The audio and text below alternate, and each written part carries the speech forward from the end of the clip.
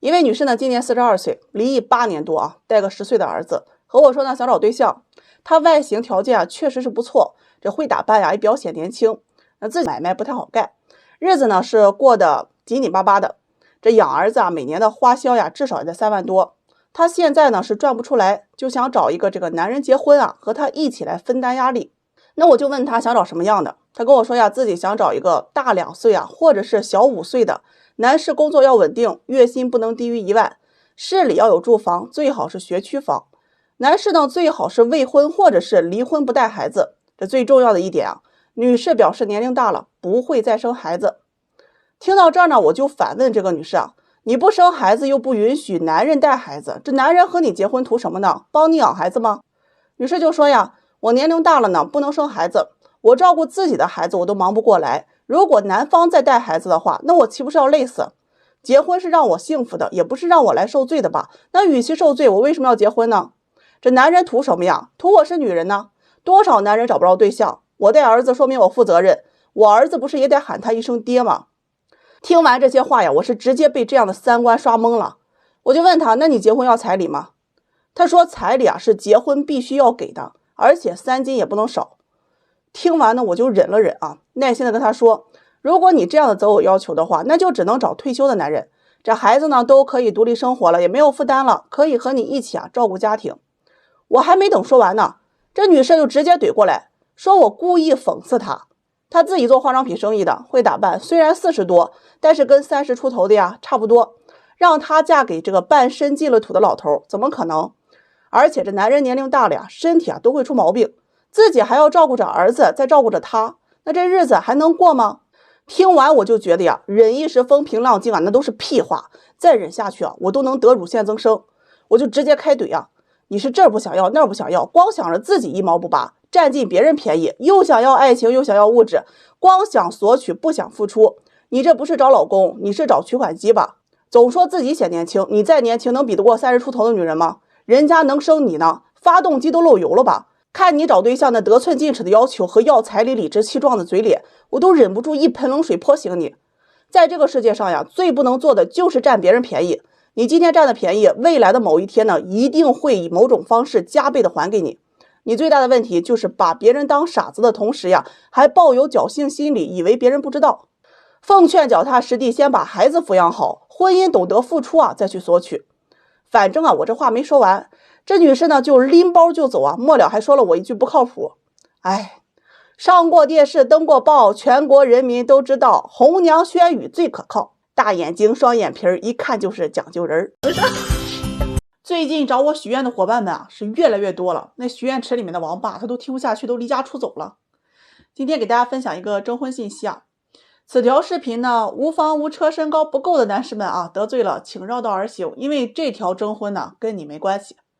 一位远在成都的姑娘，跨越了半个中国 IP 啊，找到了我。这个93年的本科学历，从事设计工作，身高呀不到160，身材有点丰满吧，外形呢不算男士啊，很有眼缘的一类。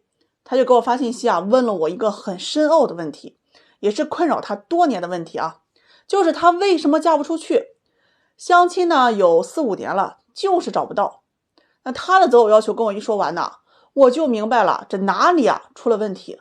经过他本人同意呢，我分享出来给大家念一下。这征婚信息啊如下：身高180以上，体重140到160斤，年龄在28到32岁之间，市区有房子，面积呢不低于100平，且没有贷款。如果有贷，必须婚前还清，父母健在，且不能超过60岁，双退休，就是两人都有退休啊。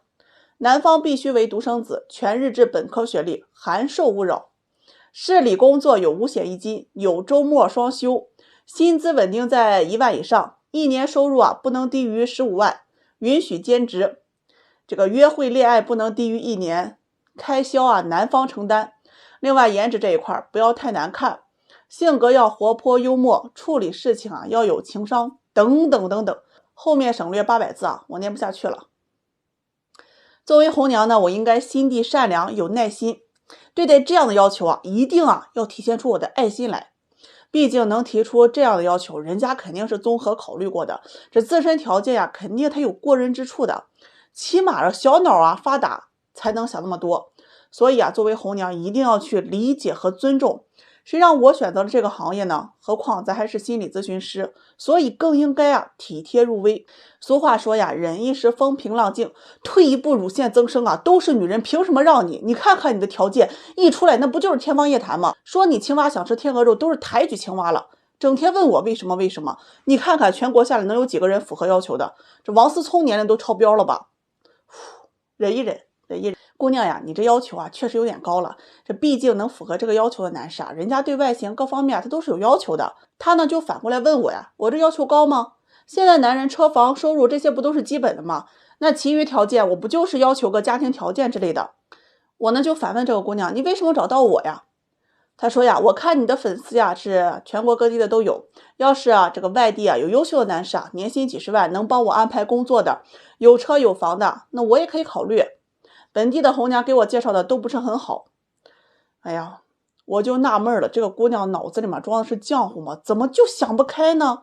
现在的问题不是你要找什么样的，而是什么样的能够接受你。这男人相亲啊，多数啊都是先看颜值和年龄的。那你不具备一定的优势，那我们就要放低要求。相亲啊不是童话故事，你可以遇到听话又多金的白马王子。你之所以嫁不出去，是因为你想要的太多了。找对象总是这么挑肥的拣瘦的，最后什么也捞不着，青春呢可能都没有了，后悔啊都来不及。一位姑娘96年的，年前给她介绍了一个92年的男士，这两人性格都是属于那种比较慢热的。这加了微信啊，两人聊天啊都特别尴尬，这聊不下去啊，两人就不联系了。去年年底呢，这个男士啊因为工作调动，就去了离女士啊挺近的一个地方。这一看这么近啊，这男士就约女士出来。见面之后，这感觉他就到位了。单身姑娘走一走，精神小伙抖一抖啊，两人就这么看对眼了，就这么联系起来了。那从那天见面之后啊，男士是每天啊都找她聊天，这个话题啊基本都是没话找话，就聊聊工作啊、生活之类的。周末呢没事两人啊也会出来一起吃个饭，去看看电影。